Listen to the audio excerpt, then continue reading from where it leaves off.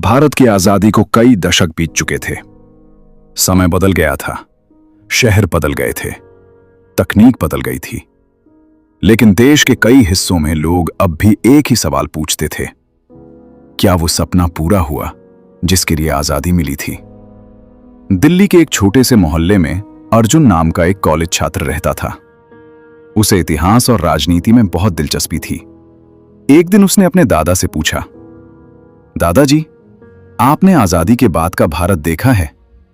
क्या देश आज पहले से बेहतर है?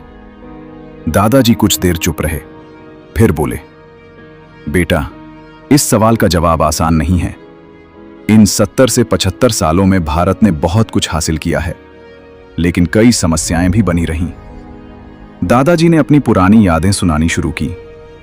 आजादी के शुरुआती वर्षों में भारत बहुत गरीब देश था। सड़कों की कमी थी, बिजली बहुत कम जगहों तक पहुंचती थी और कई गांवों में स्कूल तक नहीं थे।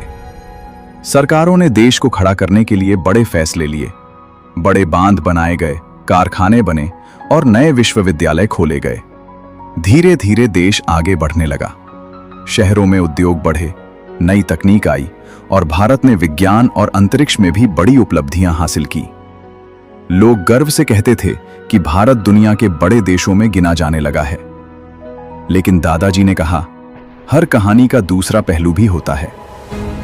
उन्होंने बताया कि विकास हर जगह बराबर नहीं पहुंचा। कुछ शहर बहुत तेजी से आगे बढ़ गए, लेकिन कई गांवों में अब भी बुनियादी सुविधाएं कम थीं।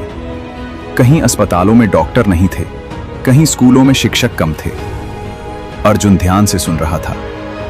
दादाजी ने आगे कहा, समय के साथ एक और चीज दिखाई देने लगी, अमीर और गरीब के बीच की दूरी। कुछ लोग बहुत तेजी से आगे बढ़े, बड़ी कंपनियां बनी, बड़े शहरों में ऊंची ऊंची इमारतें खड़ी हो गईं, लेकिन कई लोग अब भी रोजगार और महंगाई से जूझते रहे। अर्जुन ने पूछा, क्या राजनीति इसका कारण है? दादाजी बोले, राजनीति भी इसका एक हिस्सा है। लोकतंत्र में नेता जनता से वादे करते हैं, नई सड़कें, रोजगार, शिक्षा और बेहतर जीवन। कई बार कुछ वादे पूरे भी होते हैं, लेकिन कई बार लोगों को लगता है कि वादों और जमीन पर दिखने वाले बदलाव के बीच दूरी रह जाती है। अर्जुन ने कहा, मैंने अक्सर सुना है कि लोग रुपए और डॉलर की बात करते हैं, यह क्या होता है? दादाजी मुस्कुराए।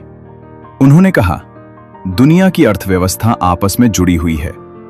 जब डॉलर मजबूत होता है और रुपया कमजोर पड़ता है, तो विदेश से आने वाली चीजें महंगी हो जाती हैं, जैसे तेल या मशीनें। इसका असर आखिरकार आम लोगों पर पड़ता है। अर्जुन को समझ में आने लगा कि अर्थव्यवस्था सिर्फ किताबों की चीज नहीं है, बल्कि हर घर को प्रभावित करती है। फिर दादाजी ने राजनीति की एक और बात कही।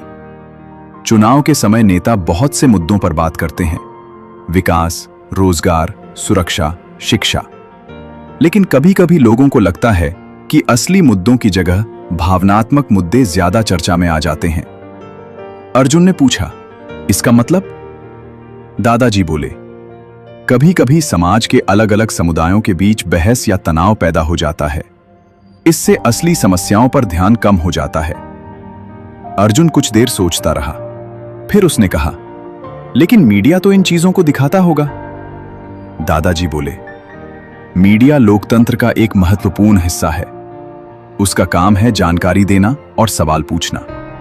लेकिन समाज में यह बहस भी चलती रहती है कि मीडिया को और ज्यादा स्वतंत्र और संतुलित होना चाहिए। अर्जुन को लगा कि देश की कहानी सिर्फ काली या सफेद नहीं है, ये कई रंगों से बनी है। फिर दादाजी ने एक और चिंता की बात की, पर्यावरण। उन्होंने कहा, जब हम छोटे थे तब हवा इतनी खराब नहीं थी। आज कई बड़े शहरों में AQI बहुत बढ़ गया है। लोगों को सांस की बीमारियां होने लगी हैं।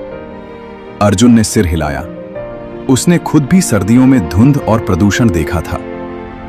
दादाजी बोले, विकास जरूरी है, लेकिन अगर पर्यावरण का ध्यान नहीं रखा गया तो आने वाली पीढ़ियों को बड़ी मुश्किलों का सामना करना पड़ सकता है। शाम हो चुकी थी। बाहर सड़क पर ट्रैफिक की आवाजें आ रही थीं। अर्जुन ने दादाजी से आखिरी सवाल पूछा, तो क्या देश की हालत खराब हो रही है? दादाजी ने मुस्कुराकर कहा, नहीं बेटा, ऐसा कहना भी सही नहीं होगा। भारत ने बहुत प्रगति भी की है। करोड़ों लोग गरीबी से बाहर आए हैं। तकनीक ने जीवन आसान बनाया है और युवा पीढ़ी के पास पहले से ज्यादा अवसर हैं।